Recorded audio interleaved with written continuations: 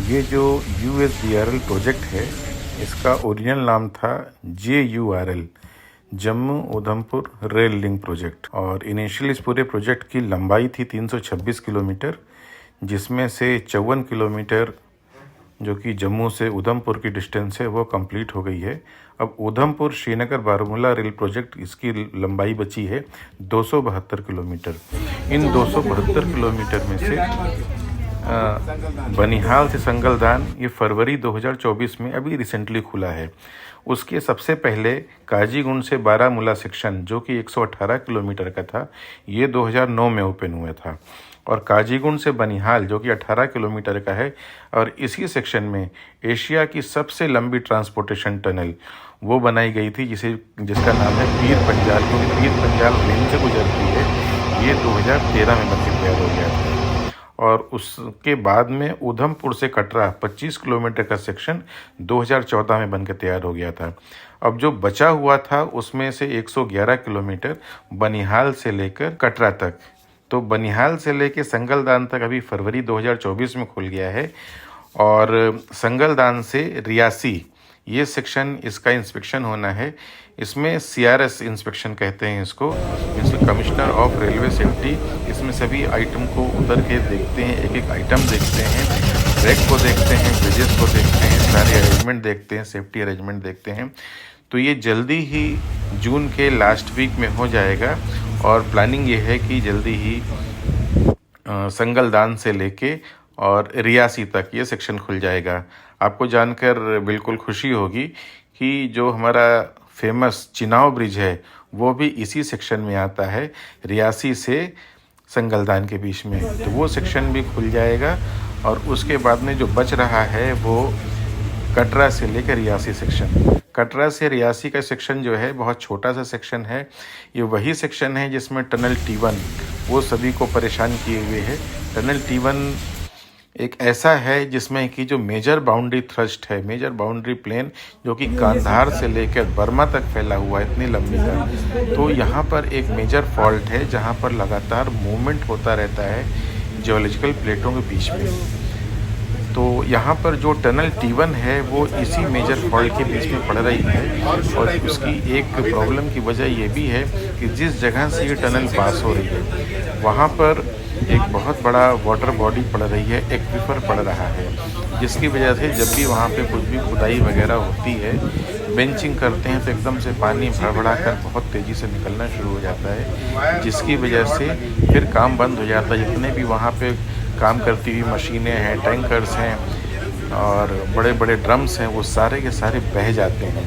तो ये बहुत ही कॉम्प्लेक्स सेक्शन है क्योंकि पूरा का पूरा फॉल्ट जोन में पड़ता है। और आश्चर्य की बात यह है, इस फॉल्ट जोन की लंबाई या चौड़ाई कह लें अपने आप में 350 मीटर के आसपास है। मतलब ये कि जो फॉल्ट है वो 350 मीटर की विड्थ में उसमें मूवमेंट होता है, जिसकी वजह से वहाँ पर मूवमेंट हमेशा बना रहता है। एक्वीफर वहाँ पे हमेशा परेशान कर रहा है। जियोलॉजिकल मैप को डिस्कस कर लेते हैं, क्योंकि टनल T1 एक मेजर बाउंड्री थ्रस्ट से होके गुजर रही है। अब आपको दिखाते हैं, पहले तो हम ये दिखाते हैं पर्पल कलर से, पर ये है हमारी रेलवे लाइन जो कि बनाई जा रही है, मोटा मोटा आप समझ गए होंगे। और रेड कलर से आपको दिखाते हैं, ये रेड कलर का ये रोडवे है।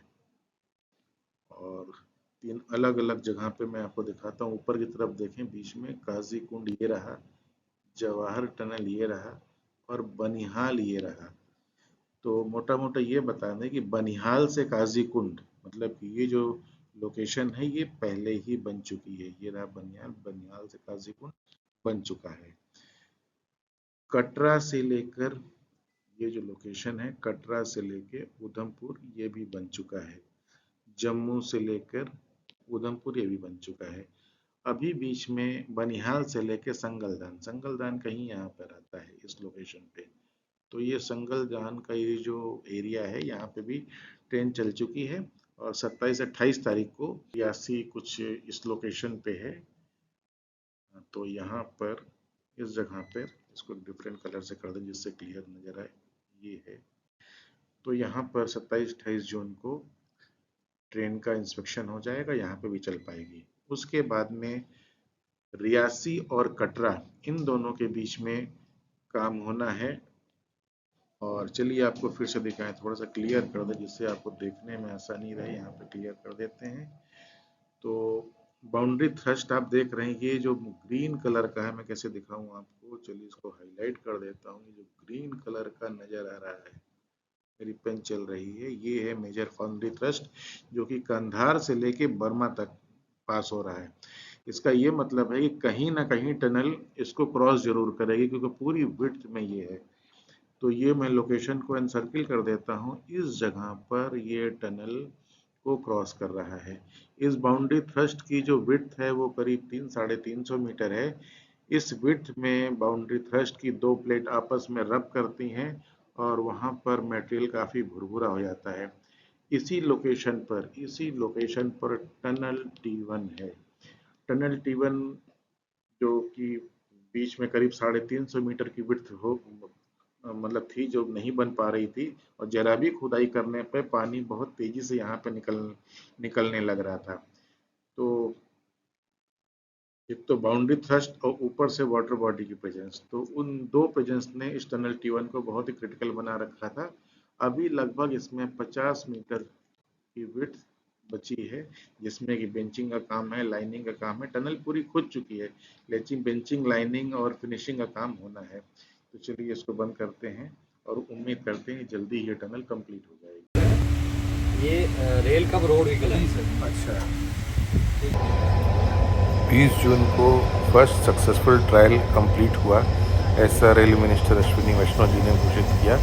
संगलदान और रियासी के बीच में पहली इलेक्ट्रिक ट्रेन चली 10 डिब्बे की, और इस तरह से पहली बार चिनाव ब्रिज के ऊपर रेल चल गई है।